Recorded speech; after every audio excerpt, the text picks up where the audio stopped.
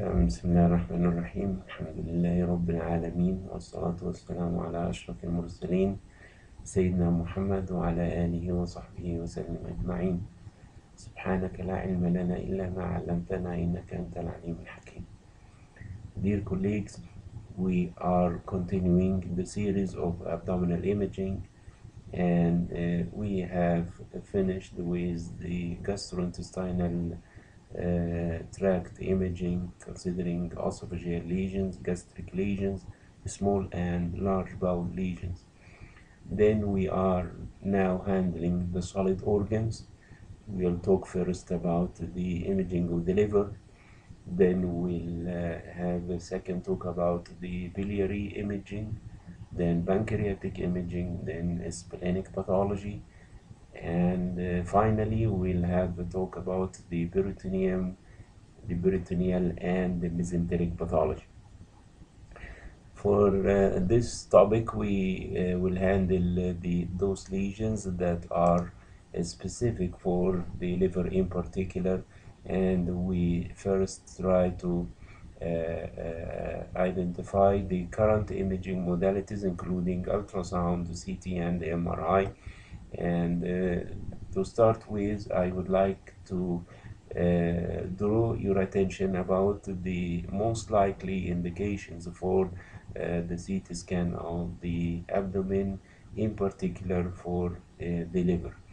And as you all know, that one of the major indications is to assess an equivocal imaging finding. And the usual scenario is that a patient had a previous abdominal ultrasound, and the report came that there is something, and we would like to verify this something by another investigation, which is in most of the cases will be the CT scan. Then if we are sure about the presence of a hepatic neoplasm, then we would like to have the CT scan in order to assess accurately the extent of the lesion and to see the related lymph nodes and possible extension into the peritoneum, for example, or other distant metastases in the abdomen and pelvis. In the metastatic workup of primary malignancies, like any tumor outside the abdomen, breast carcinoma, osteosarcoma, for example, any of these lesions, we may have CT scan to assess the liver for the presence, or to assess the abdomen in general for the presence of metastatic lesions. Also, the diagnosis of diffuse hepatic disease can be performed by the a combination of ultrasound, CT, and MRI whenever relevant, as I will explain to you. Then the biliary problems will be discussed in a separate lecture. The vascular lesions, you know that CT now, especially the multi-detector CT, is one of the major tools in assessment of vascular pathology. And the assessment of post-traumatic complications has been explained in the lecture of abdominal trauma. Then we, in order to have a CT scan of the abdomen, we may need some preparation of the bowel by administrating oral gastrografin, and we may not need this bowel preparation. Then we will have the scanogram, which should be in the frontal view, and then you identify the area to be scanned from the level of the diaphragm down to the level of the pubic symphysis. And we usually scan the abdomen every 10 millimeter scan intervals. And as you all know, we have two types of examination of the abdomen. The first one is the abdominal scan, which is conducted from the level of the diaphragm to the level of the iliac crest, whenever the pathology is confined to the liver, the spleen, or the pancreas. Then the other exam, which is CT of the body, will include also the pelvis in cases the indications are not or the lesion is not reliably localized in a certain area, like diffuse abdominal pain, searching for lymphadenopathy, and searching for abdominal metastatic deposits. Then we usually need to inject the patient with intravenous contrast, and these are some of the types of contrast media available in the market. Then we started the examination, and we have sections too. In the sections you can see the liver on the right side, the spleen on the left side, and this is the stomach, which is full with the orally administered gastrografin. Here is the aorta and the IVC. I hope you remember the lecture of abdominal CT and MRI anatomy. Then we use, as I have said before, to have pre-contrast scans for the liver. Then we inject the contrast medium. And you remember that in the previous days, when we started the examination after injection of contrast media, and we have some mistakes, missing some lesions, like in this case, and you see this is the post-contrast scan, and this is the non-contrast scan, and in the non-contrast scan you can see a focal lesion which is not seen in after injection of contrast medium. And this occurs whenever the lesion and the liver enhances to the same degree.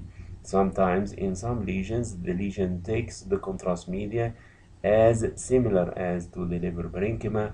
Then if you started the examination with contrast injection and you didn't have the pre-contrast scan, and you have the chance to miss one or two or some of the focal lesions, which are in many cases usually seen by ultrasound, of course, because of the different physical principle of the ultrasound and the CT scan. Then we performed this technique for some time, a pre-contrast scan and the post-contrast scan. You see the liver is enlarged, and you may identify some of the focal lesions inside the liver.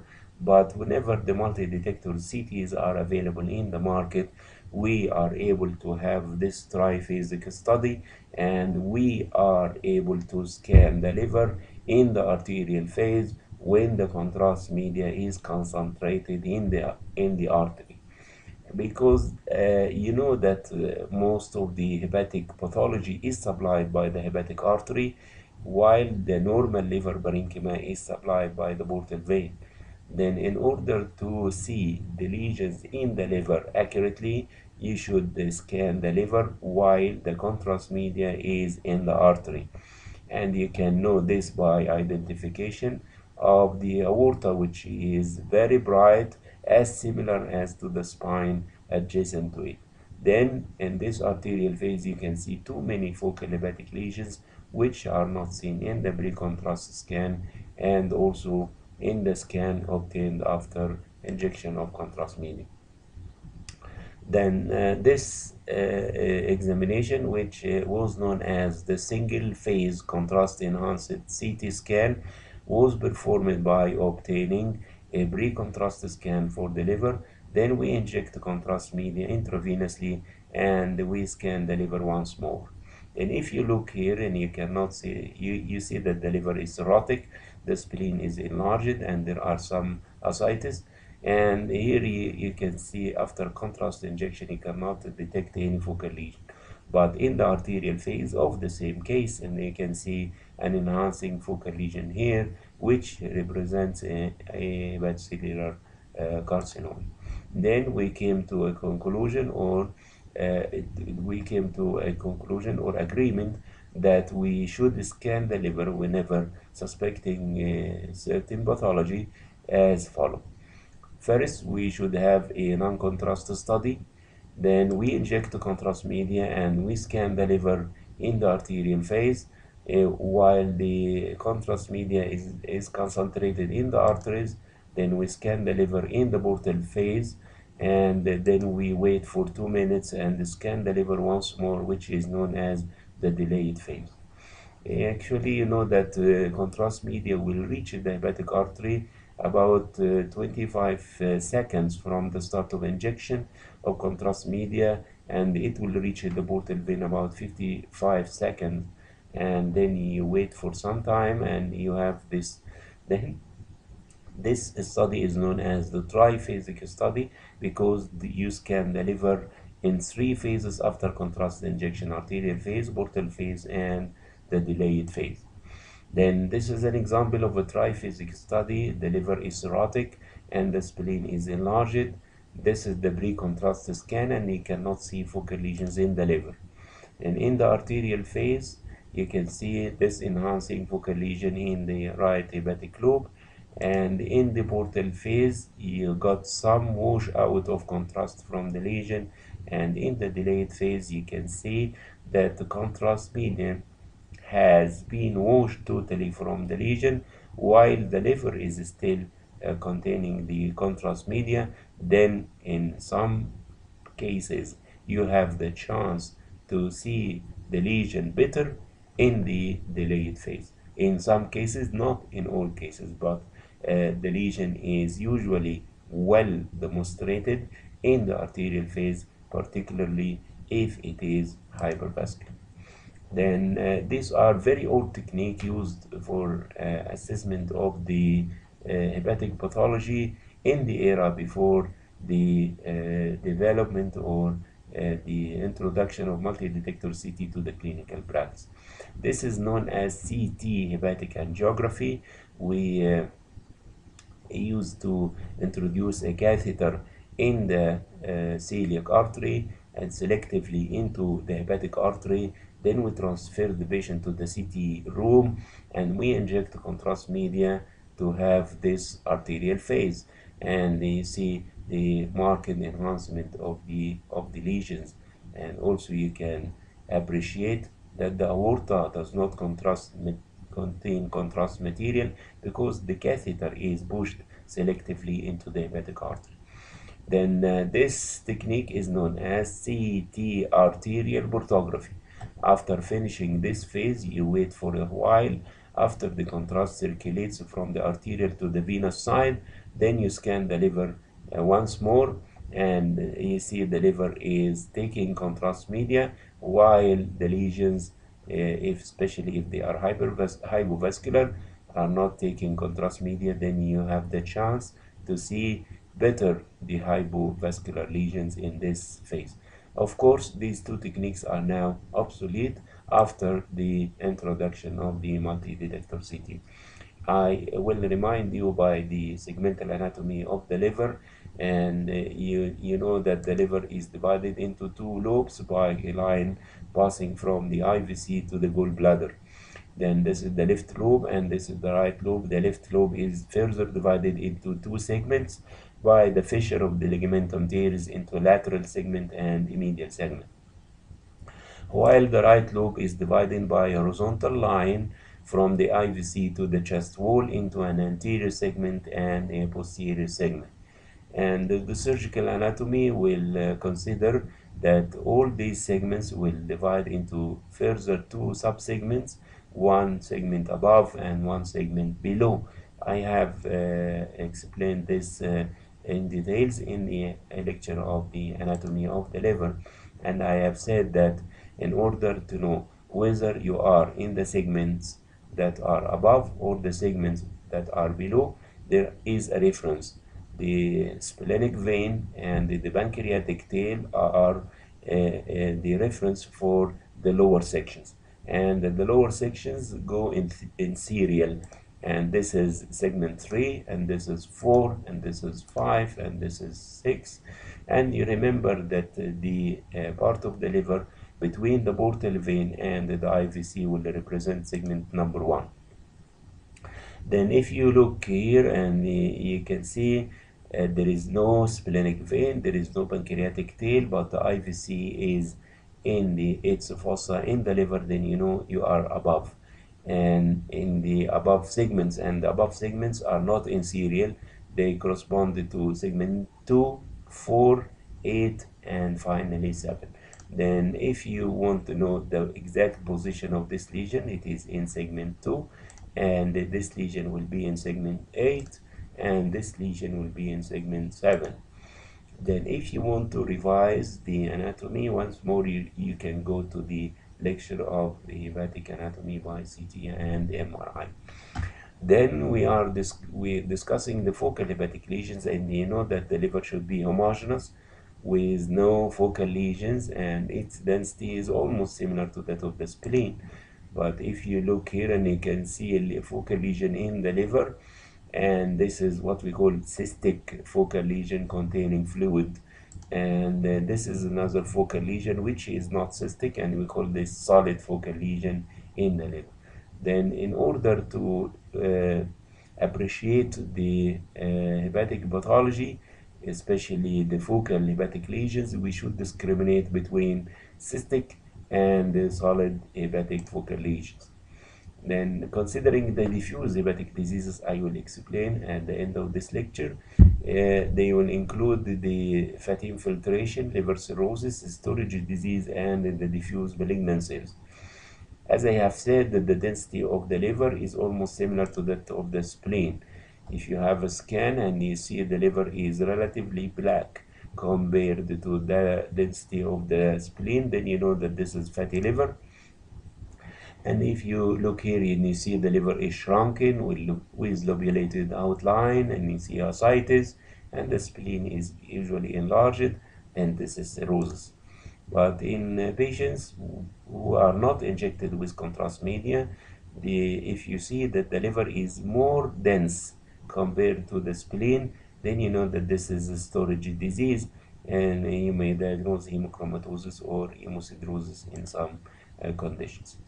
Then we came to the assessment of focal hepatic pathology, and as I have said, we should discriminate between two major entities.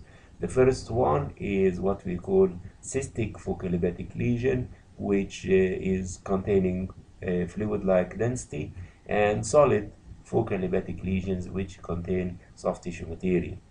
Then sometimes you are faced with the lesion that is partly cystic and partly solid. And this mixed lesion in radiology practice is considered totally solid.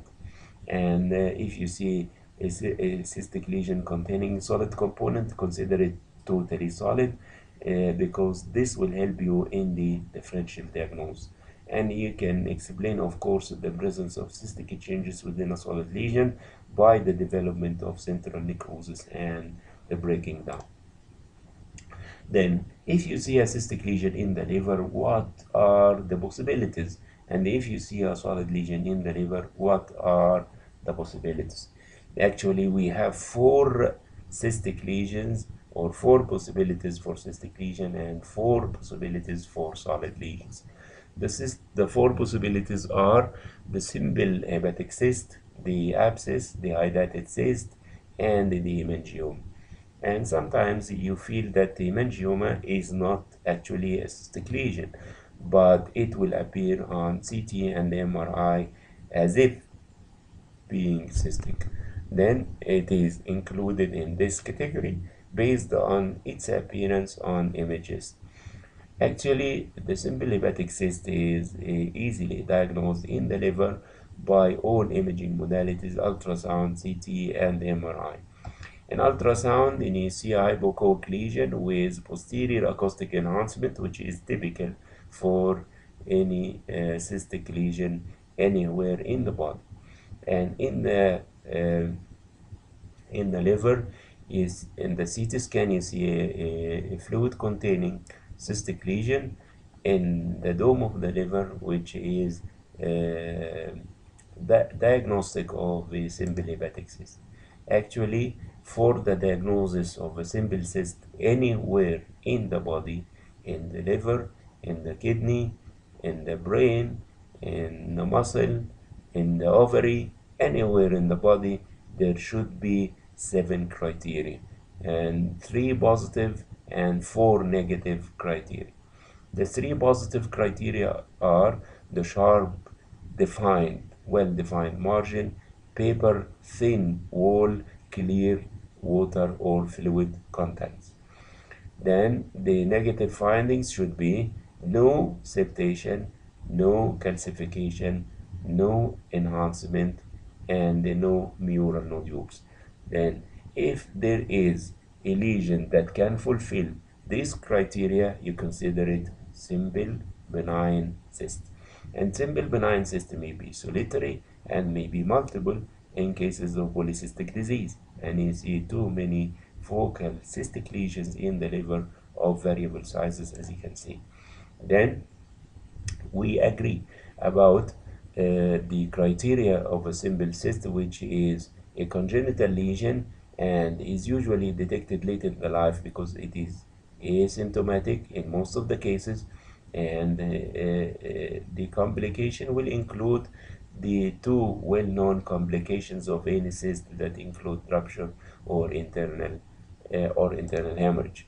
And this is the surgical specimen showing the criteria of a simple cyst with paper thin wall and fluid content, as I have said.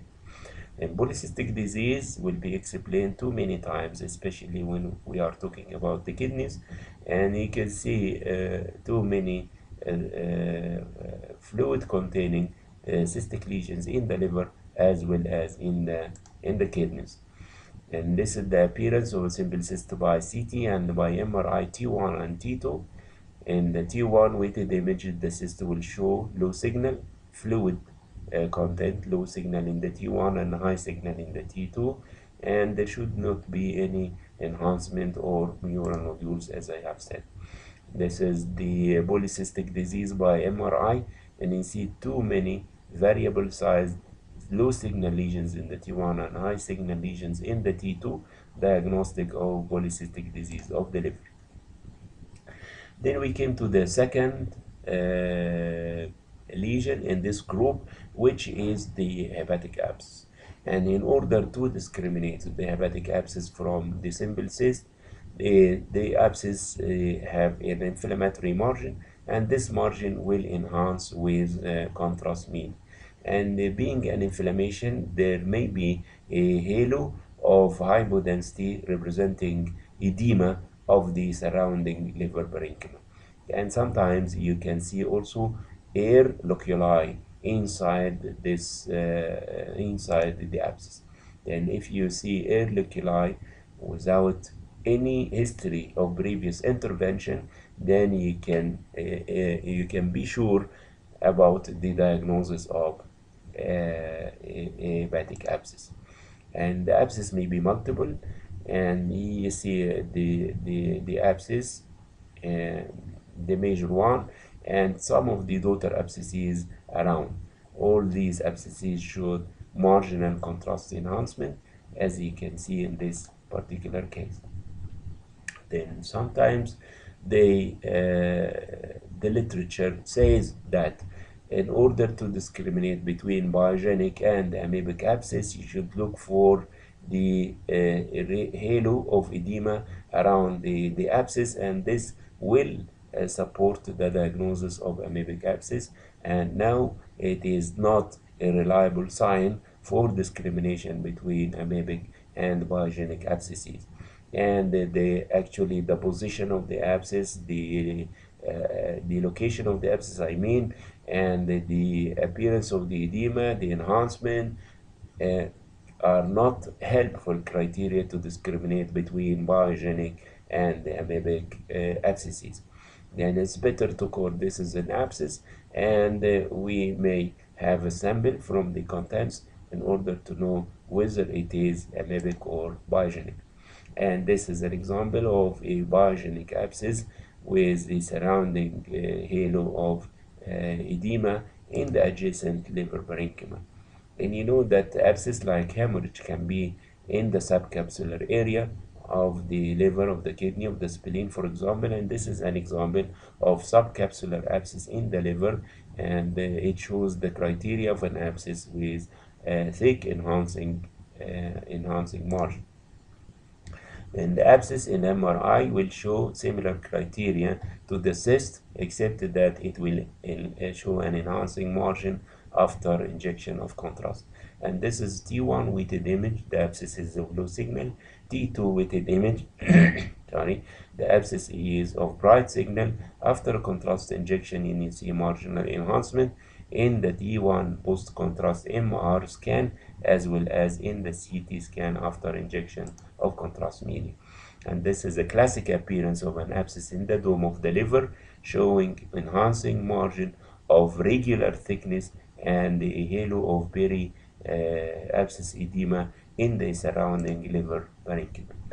Then the third one in this category is the hemangioma, which is considered the most common benign hepatic tumor, and it represents about 20% of the hepatic tumors and is more common in females compared to males and is usually asymptomatic. Sometimes or many times a hemangioma can be multiple, and if the hemangioma reaches the size of 6 to 10 centimeter in diameter, it is known as giant hemangioma. And in order to separate hemangioma from the abscess, hemangioma will show marginal enhancement, but the enhancement will be nodular. And this is the classic appearance of hemangioma at angiography, and you see the enhancing nodules along the margin of the hemangioma. And this is the CT scan showing the cystic appearance of the hemangioma and the nodular marginal enhancement of the lesion. One of the supportive criteria for the diagnosis of hemangioma is the hemangioma, whenever it touches the hepatic contour, it does not disturb the hepatic contour. Any other lesion like metastasis or hepatocellular carcinoma, for example, if it is reaches the surface of the liver, it will result in disturbance of the hepatic contour. Then you should not assess the lesion whether it is cystic or solid unless you have a contrast study, whether this is a CT scan or MRI. And you are not allowed to assess the nature of the lesion in the pre-contrast scans, otherwise you will have many mistakes.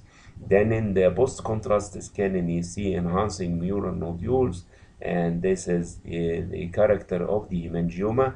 One of the major characters of the hemangioma is that whenever you wait for some time, let us say 2 or 3 minutes, then you got diffusion of contrast filling the whole hemangioma, which is known as the iris sign. The iris of the eye, like the concentric centripetal diffusion of contrast media inside the hemangioma. Then in cases of large hemangiomas, you got enhancement along the periphery, which is nodular, and if you wait for some time, the hemangioma will start to fill. But in such cases of large hemangiomas, filling will not be complete because the center of the hemangioma is usually thrombosed and it will not fill with contrast medium. And all of you know that hemangioma by ultrasound will not appear as a cystic lesion. It will appear echogenic, as you can see here, because of the blood content. And in the CT scan, it will appear like cystic lesion with nodular peripheral marginal enhancement. And if you wait for some time, the hemangioma will fill with contrast media. And you should remember that 10% of the hemangiomas may show calcium. This is the sequence of events of hemangioma: nodular marginal enhancement, progressive filling in of the hemangioma, as you can see on serial imaging. In MRI, the hemangioma will show cystic appearance, low signal in the T1 and high signal in the T2. Then if you inject the contrast, it will show nodular marginal enhancement, and if you wait for some time, the hemangioma will fill with contrast media exactly similar to the CT scan. And these are two hemangiomas, one large and a smaller one. And after injection of contrast, you get nodular enhancement, and then the nodules will increase in the size. Then the contrast will diffuse to fill the hemangioma. The smaller hemangioma will fill with contrast more rapidly compared to the larger hemangioma. And this is hemangioma, and you see that this is T1 and before injection of contrast, the cystic lesion, low signal, and after injection of contrast, you got nodular marginal enhancement and progressive filling of the hemangioma with contrast media. And I have said that the hemangioma, which is in the range of 6 to 10 centimeter in size, is known as giant. And this giant hemangioma will not fill totally with contrast media because of the presence of thrombosis in its central part. This is also an example of a giant hemangioma occupying part of the left lobe of the liver as well as the right lobe. Then we came to the fourth one in this category, which is the hydatid cyst. And the hydatid cyst is a cyst in the liver with calcification. And this calcification can be central and more commonly seen in the periphery of the lesion. And the calcium by ultrasound will appear echogenic, as you can see, and the calcium by CT will appear hyperdense, as you can see.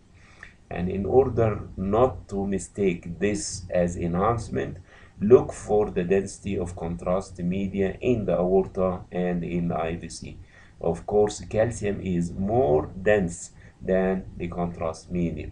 Then this is calcification, not enhancement. And if you see a cystic lesion with calcium inside or on the periphery, then you suspect the possibility of hydatid cyst. And this is another appearance which is also a common and a classic appearance of hydatid cyst. And you see a cystic lesion without calcification, and inside the cyst you have some floating shadows. And these floating shadows represent the endocyst and one of the pathognomonic criteria of hydatid disease. And if you see a cystic lesion in the liver with some floating shadows inside, you are sure that this is hydatid disease. And this is the most typical appearance of hydatid cyst anywhere in the body. You get a lesion which is large with multiple mural small cystic structures representing the daughter cysts. This classic appearance of hydatid cyst can be seen in the liver, can be seen in the kidney, and can be seen also in the brain. Then, if you see a lesion, a cystic lesion with marginal calcification, this is hydatid. If you see a cystic lesion with floating internal shadows, this is hydatid. And if you see a lesion with internal mural cystic lesions representing the daughter cyst, then this is hydatid. Also, one of the major criteria, if you see a cyst which is similar to a simple hepatic cyst, and you see another cyst in the lung, and you remember from the thoracic imaging that the only lesion containing water in the lung is the hydatid cyst. Then if you see a lesion in the lung and another lesion in the liver, you should diagnose that in the liver as hydatid cyst if it does not show any of the previously mentioned criteria of hydatid disease. And this is T2 weighted image of an MRI of hydatid cyst with classic big lesion and mural small daughter cyst along its margin. And this is the appearance, the operative appearance of the hydatid cyst. And as I have said, hydatid cyst can occur in the liver and can occur in the kidney as well as in the spleen. I will explain this in the specific issues. When I'm talking about the kidney, I will explain the hydatid disease in the kidney and also in the spleen. Then if hydatid cyst is dead, you got calcium everywhere in the cyst, and then you see marginal calcification and also calcium inside the cyst itself.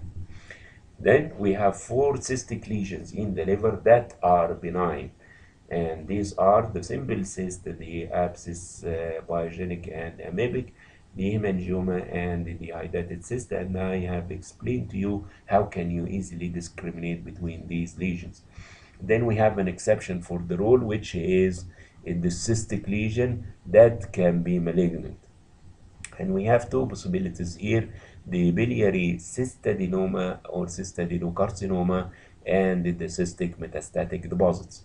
The biliary cystadenoma or cystadenocarcinoma is a big cystic lesion in the liver with in many cases it has internal septations and may show mural nodules. One of the major diagnostic criteria of this lesion is the presence of dilated biliary radicals around this cyst. This is, in my opinion, the most reliable sign to diagnose this cystic lesion, particularly when it is unilocular. Then these are the criteria of biliary cystadenoma. It's an uncommon benign cystic neoplasm of the liver and occur predominantly in middle-aged patients, more common in women, may be unilocular or multilocular. The fluid of the cyst may simulate water or may be hemorrhagic. The cyst is usually large, ranging from 3 to 40 centimeters in diameter. Calcification may be seen in the septations or in the cyst wall, and the mural nodules and papillary projections may be seen in the lumen of the cyst, and this cystadenoma have the potential to be turned into cystadenocarcinoma. And if you look for this lesion and you see septations and you see calcium, then, as I have said, one of the major criteria is to identify some of the dilated biliary radicals related to the lesion. And this is a good example of unilocular biliary cystadenoma. And you see the dilated biliary radicals around the lesion in the contrast enhanced CT scan. And this is MRI or MRCP. And you see the lesion with dilated biliary radicals around. And this is biliary cystadenoma, large lesion with internal septations, and septations may enhance and may show calcium, as you can see in this particular case. Then sometimes you may misdiagnose this lesion as a hydatid disease because of the calcium, but the presence of dilated biliary radicals, the size of the lesion, the extent of internal septations are usually reliable diagnostic criteria. But it is usually written in the books that there are no reliable signs to discriminate between biliary cystadenoma and the cystadenocarcinoma. So the biliary cystadenoma, whenever it is diagnosed, it should be removed because of its potential to turn into a malignant lesion.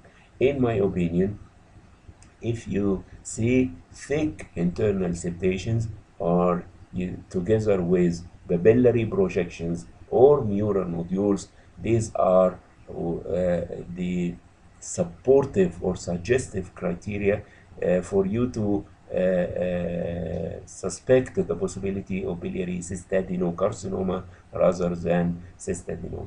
Then cystic metastatic deposits are not usually diagnosed unless you know that there is a known primary malignancy. Whether this primary malignancy is seen in the scan, like this pancreatic head cancer, or known from the history. And you know, some of the tumors usually give cystic metastasis, particularly those of the pancreas and those coming from the ovary. Then in the colorectal cancer, you see this patient is known to have colonic cancer, and there are two lesions. One is solid and one is cystic. Then you should diagnose both as metastatic deposits, and you cannot say that this is metastasis and this is the simple cyst, for example, or an abscess. No, you should consider all lesions as metastatic deposits. Then we finished by the cystic lesions, and we mentioned the most common benign cystic lesions and the exception of the malignant conditions that may show cystic aplasia. Now we came to the solid lesions, and they are considered malignant with exceptions of solid lesions that are benign. The four common solid malignant lesions in the liver are the hepatocellular carcinoma, the cholangiocarcinoma, the lymphoma, and the metastatic deposits. Then we'll have this benign aspect of solid lesions, including the focal nodular hyperplasia and the hepatic adenoma. You know that the most common primary malignancy of the liver by far is hepatocellular carcinoma, and it has a great intimate relationship to the liver cirrhosis. and 80% of hepatocellular carcinomas occur in the cirrhotic liver. The serum alpha-fetoprotein and the ultrasound are usually used for screening a patient with cirrhosis, looking for the possibility of hepatocellular carcinoma. And you see the tumor is solid, and this is the appearance in ultrasound, and this is the appearance in the CT scan. And you remember that whenever hepatocellular carcinoma is suspected, then you should have the triphasic study of the liver, starting by non-enhanced scan, then the arterial phase, the portal phase, and the delayed phase. In the arterial phase, you look carefully for enhancing lesions, and they are highly suggestive of being hepatocellular carcinoma. As you can see in this particular example, the lesion is not seen in the pre-contrast and not seen in the portal phase. Then this is an MRI study which can be also performed on the basis of triphasic study. This is the T1 without contrast, and this is the arterial phase, the portal phase, and the delayed phase. And you may feel that there is something here, but in the arterial phase you got significant enhancement of the lesion, and then wash out of the contrast medium in the portal and the delayed phases. Then not every case with cirrhosis should have a hepatocellular carcinoma. And many times we examine the patients with triphasic study. They have cirrhotic liver and no focal parenchymal disease. And this is an example. The liver is cirrhotic in the pre-contrast study. In the arterial phase, you cannot identify any enhancing lesion. And so in the portal phase, you cannot see any lesion. Also, you appreciate the splenomegaly and the dilated portosystemic collaterals at the splenic hilum, denoting the presence of portal hypertension. But in the arterial phase, if you see this appearance and you got enhancement, whether nodular or focal or mass or patchy or diffuse, then you suspect or you should consider the possibility of hepatocellular carcinoma. And this is a multifocal disease. You see a big lesion here, and all these enhancing nodules belong to the tumor as well. Then this is the CT scan. In the arterial phase, you see heterogeneous enhancement of the lesion, which occupies most of the right hepatic lobe. And this is the portal phase, and the follow-up of this patient after 2 months showed invasion of the IVC by a tumor thrombus. And you remember this triphasic study where the lesion was better appreciated in the delayed phase, and this, as I have mentioned, is an exception seen only in some of the cases, especially if the tumor is relatively hypovascular. Then this is the hepatocellular carcinoma before contrast injection and in the arterial phase, and you can see the heterogeneous enhancement, and you can see also the central areas of breakdown. This is the full series: arterial phase, portal phase, delayed phase of hepatocellular carcinoma. And this is the arterial phase, portal phase, delayed phase by MRI, showing an enhancing hepatocellular carcinoma in the right hepatic lobe.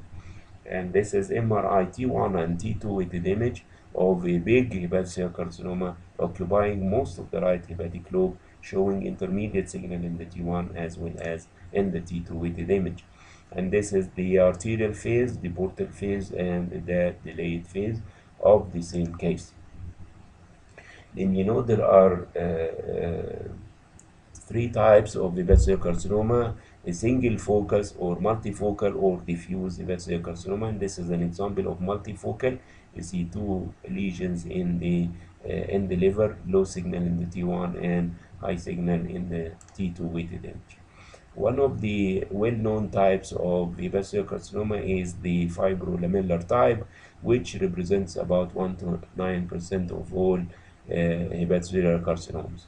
And this tumor has no specific relation with cirrhosis, and also has no relation with the alpha-fetoprotein.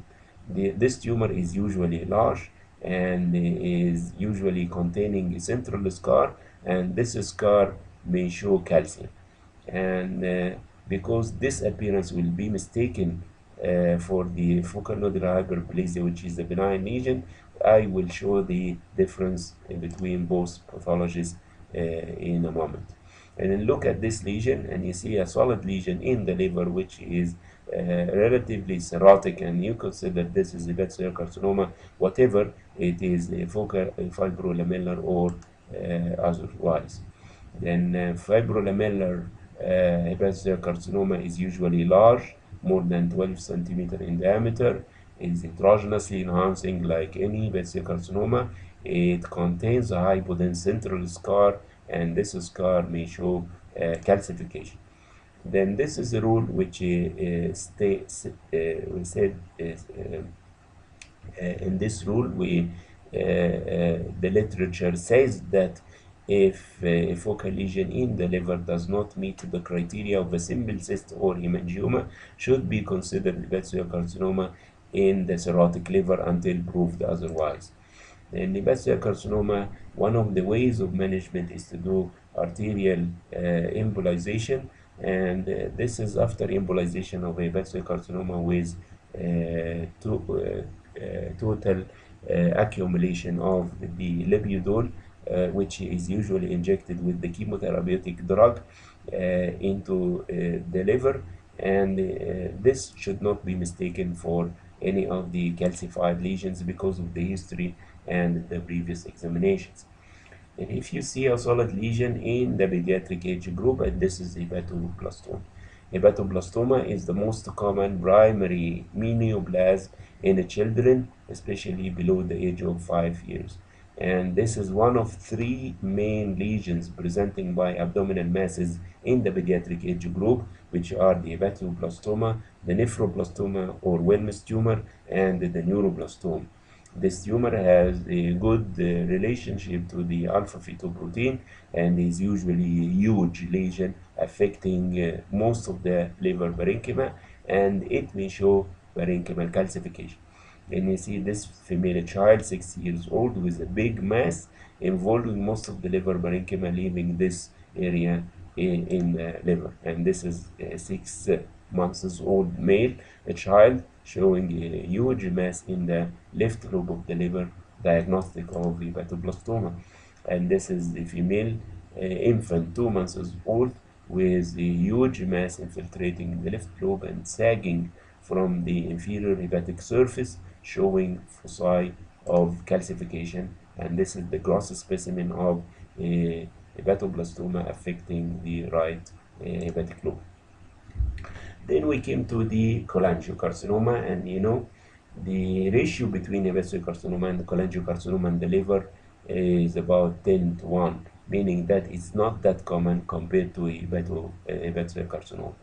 The cholangiocarcinoma has no association with cirrhosis, and it has no specific CT or MRI appearances. But in my opinion, one of the most reliable diagnostic criteria for cholangiocarcinoma is the presence of a solid focal lesion in the liver surrounded by dilated biliary radicals, because this cholangiocarcinoma has arisen from one of the bile ducts, and this duct will be, of course, obstructed. Then the ducts draining into the obstructed duct will be dilated, as you can see. Then one of the reliable diagnostic criteria of cholangiocarcinoma is you can see an infiltrating lesion in the liver surrounded by dilated biliary radicals. Of course, you know that hepatocellular carcinoma is able to invade the bile ducts and obstruct the bile ducts, but the incidence of hepatocellular carcinoma to do this is far below the incidence of cholangiocarcinoma, which is almost 100% invading the bile duct and obstructing the bile duct. And you see a mass surrounded by dilated biliary radicals, and you expect the possibility of cholangiocarcinoma. And this is cholangiocarcinoma by MRI, T1 weighted image and T2 weighted image, and the arterial phase and portal phase.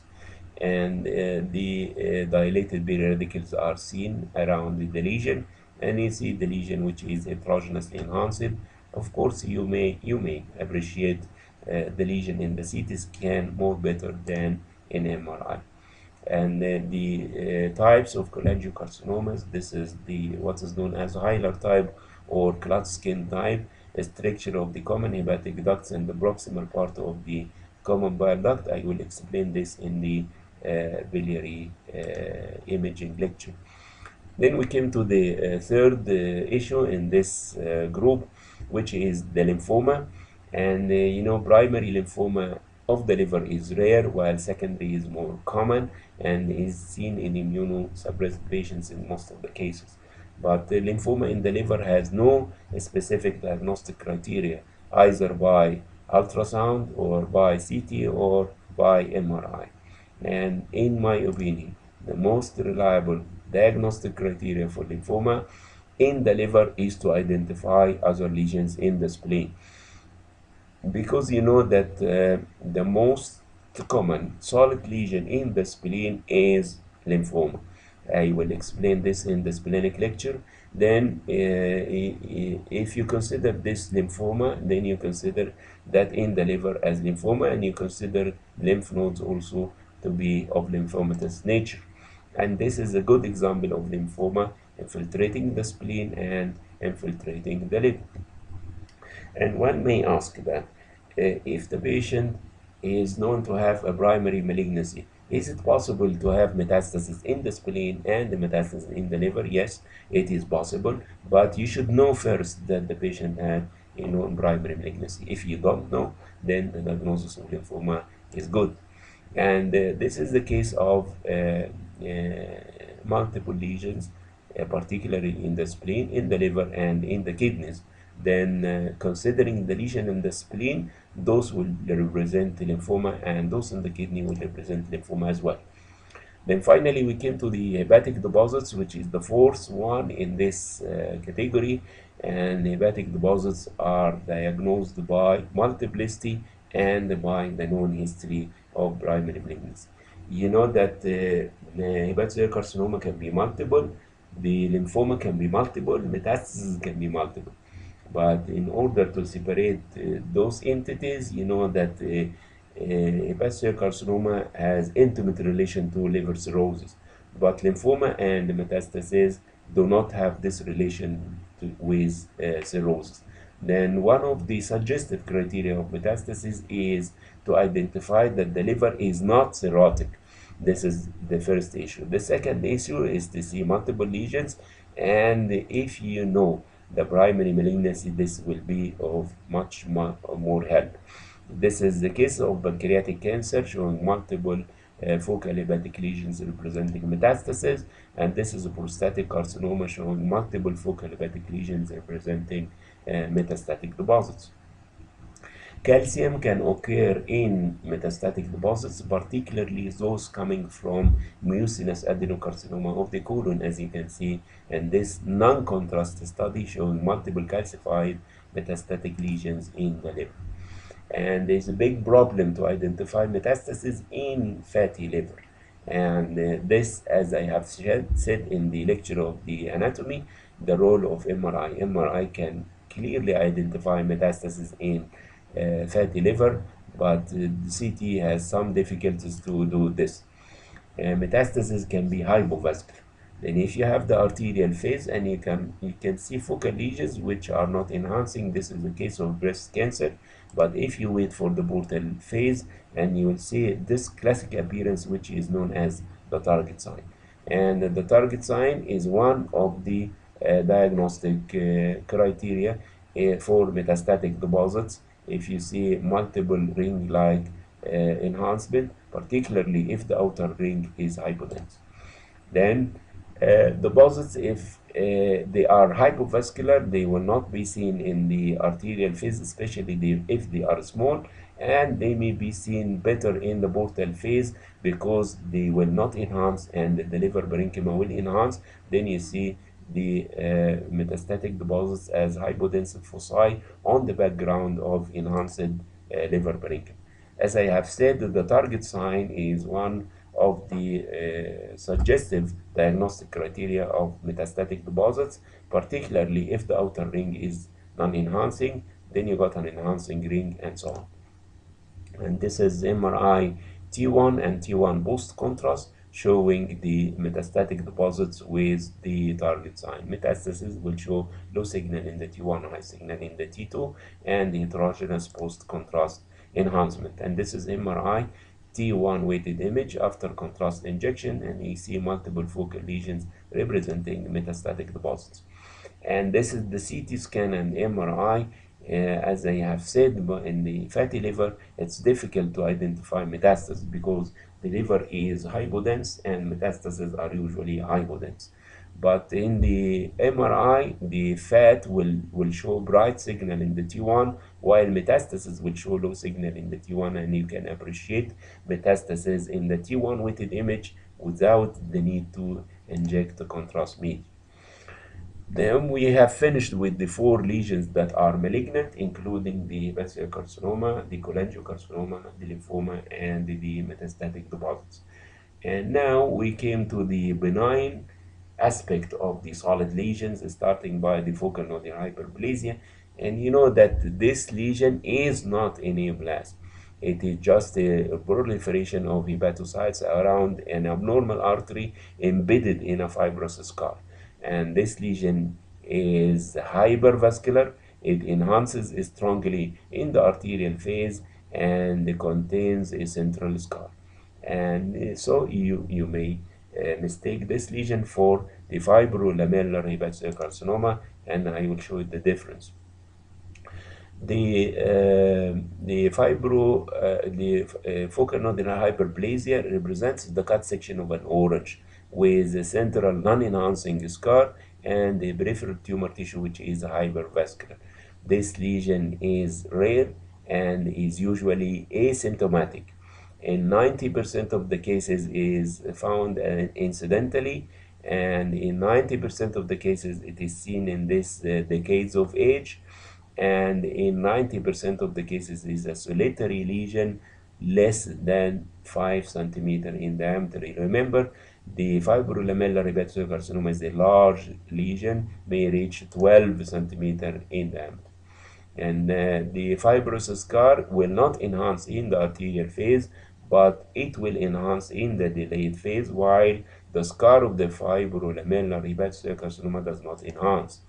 And this is an example of focal nodular hyperplasia with a central scar, and the scar has enhanced in the delayed phase. This is one of the helpful diagnostic criteria of focal nodular hyperplasia, while the scar in the fibrolamellar hepatocarcinoma does not enhance and usually show calcification. Then focal nodular hyperplasia by MRI will appear of intermediate signal in the T1 and T2 weighted images, and it will show enhancement, and the scar will show enhancement in the delayed phase. Then this is the difference between focal nodular hyperplasia and fibrolamellar hepatocarcinoma. The focal nodular hyperplasia do not show calcification or hemorrhage or necrosis, and in 90% of the cases the tumor size is less than 5 centimeter in diameter. But this lesion is usually large. It contains calcium in about 70% of the cases, and it may be associated with other malignant criteria like ascites and metastatic deposits in about 70% of the cases. The hepatic adenoma or hepatocellular adenoma is a benign lesion, and this benign lesion, if it show the classic criteria, it can be reached from the imaging, but if it does not show the classic criteria, you cannot suspect the possibility. As you know that this tumor has an intimate relation to females, especially those receiving oral contraceptive pills. This tumor is large in the subcapsular area of the right hepatic lobe in most of the cases, and it may reach about 10 centimeter in diameter, with particular finding is the presence of internal hemorrhage because of the hypervascularity. And if you see a lesion which is big in the right lobe of the liver containing hemorrhage in a female patient receiving contraceptive pills, then you may think of hepatic adenoma. And you can see that this is a solid lesion containing a focus of hemorrhage. It occupies most of the right hepatic lobe. And being a hypervascular lesion, you should be cautious whenever you are attempting guided biopsy from these lesions to confirm the diagnosis. And this is an example of a bleeding hepatic adenoma without being touched by needle biopsy. Being a vascular lesion, it may leak, it may bleed into the adjacent peritoneal cavity. Then we came to the focal hepatic diseases, and I have mentioned the fatty liver, the cirrhosis, the storage diseases, and the malignancies. You diagnose fatty liver by the fact that normally the liver is almost similar to the spleen in density. If the density of the liver is low compared to that of the spleen after injection of contrast, you consider fatty liver. If the liver is shrunken with lobulated outline, you consider cirrhosis. If the liver is dense than the spleen in the pre-contrast study, you consider storage disease. Then cirrhosis is an imaging diagnosis that can be achieved by ultrasound more better than CT and MRI. And the early stages of cirrhosis are easily appreciated by ultrasound, while CT can show the more advanced stages of cirrhosis. And it's usually said that there is shrunken liver, particularly affecting the right lobe, while the left lobe and the caudate lobe are abnormally enlarged, and there may be ascites, and the spleen is usually enlarged, and you got signs of portal hypertension in the form of dilated portosystemic collaterals around the spleen and in the region of the gastroesophageal junction. And the issue of portal hypertension will be explained in details in the lecture of splenic imaging. Then this is one of the measurements that can be used for assessment of the cirrhosis, and it's known as the caudate right lobe ratio. And you draw these vertical lines from the lateral hepatic contour and from the end of the right lobe and touching the edge of the caudate lobe. Then this is the caudate lobe and this is the right lobe, and you divide this distance by this distance. If the caudate lobe to the right lobe ratio is 0.6 or more, and you can assume cirrhosis, because this means that the caudate lobe is abnormally enlarged. Then portal vein diameter more than 1.3 centimeter may suggest also the appearance of cirrhosis.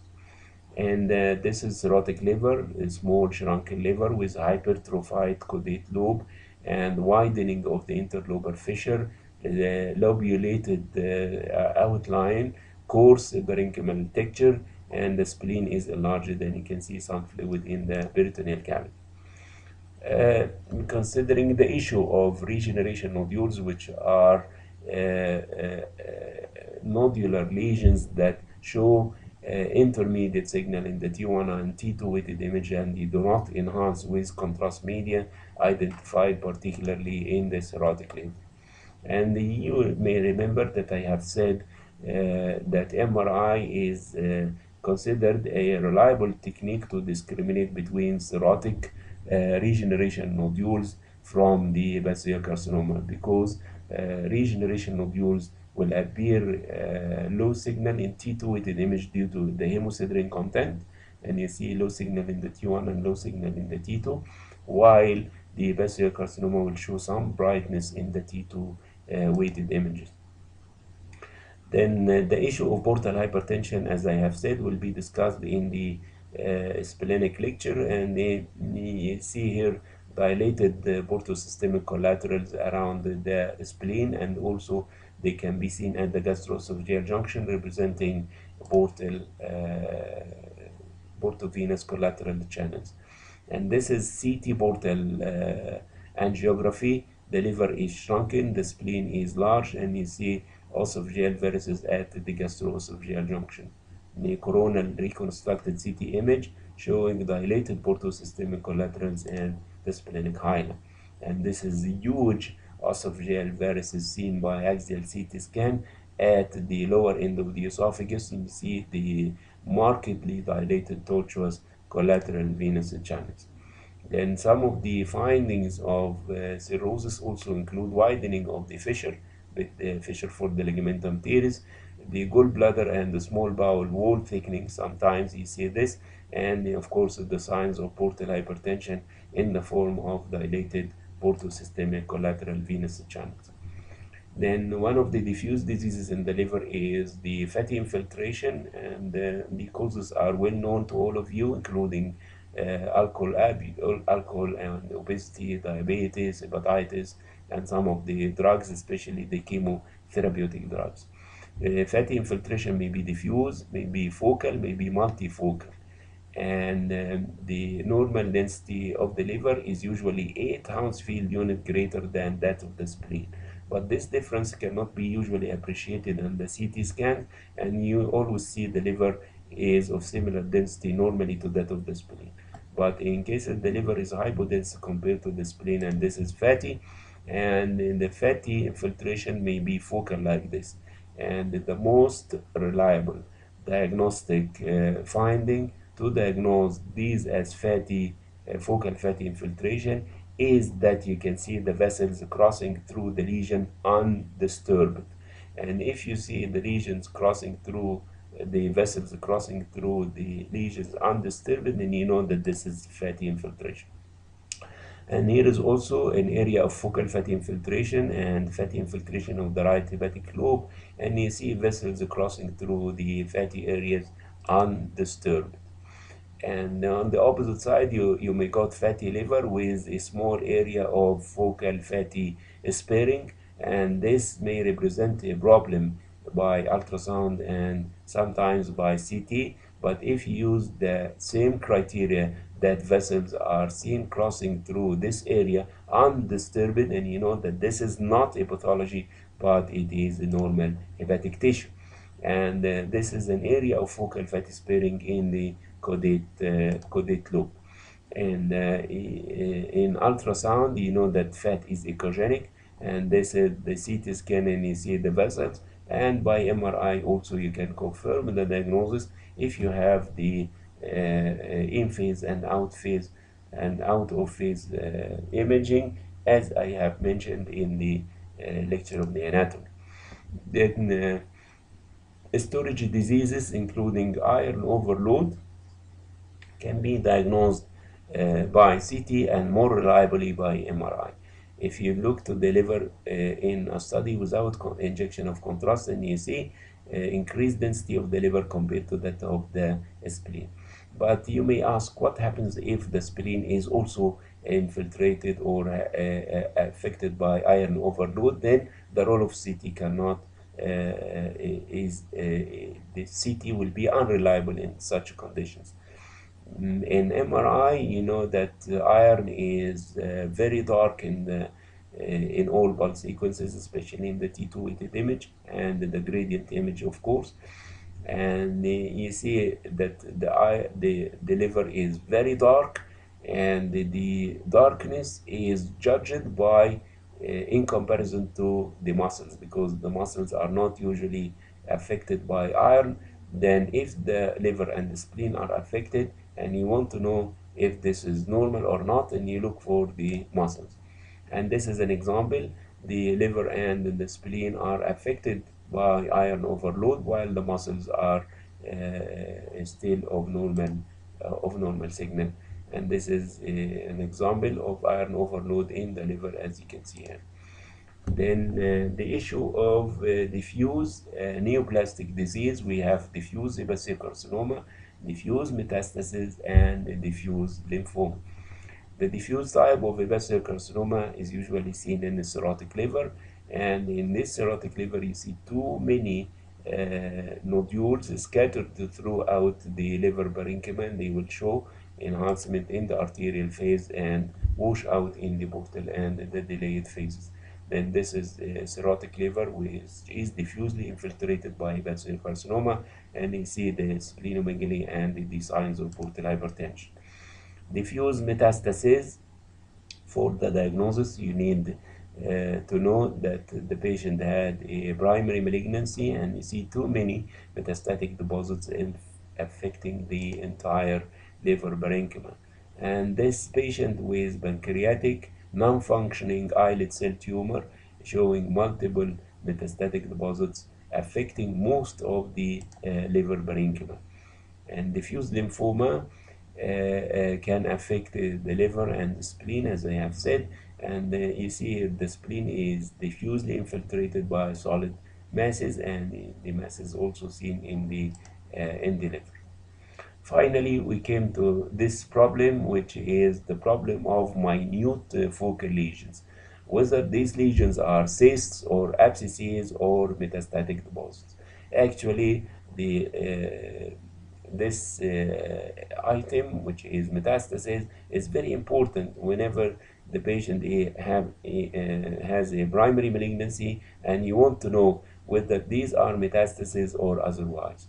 Then the helpful criteria, number one is the clinical history, and if you see a primary lesion in the scan, you may suspect a metastasis, and lesions present in the previous studies, and this is very important, and the help of other imaging modalities. Like in this case, you see multiple focal lesions, and then the T2 with the images they show very bright signal similar to water. Then you consider these as simple cystic lesions. In ultrasound, you know that the cysts will show some posterior acoustic enhancement, but in the CT scan, you cannot reliably judge these lesions as cysts or solid, but in ultrasound, you can say safely that these lesions are solid. Then this is an example of a male patient, 45 years old, and he has a known history of nephrectomy for a malignant lesion. Then he is presenting for follow-up, and he has multiple small focal hepatic lesions. Where can you consider these as metastasis or just simple cysts or so? Then this is the help of the value, the value of the previous studies, and these lesions were present preoperatively and did not change in size over 6 months. Then you may consider them as benign lesions, and thank you very much. Alhamdulillah Rabbil Alamin.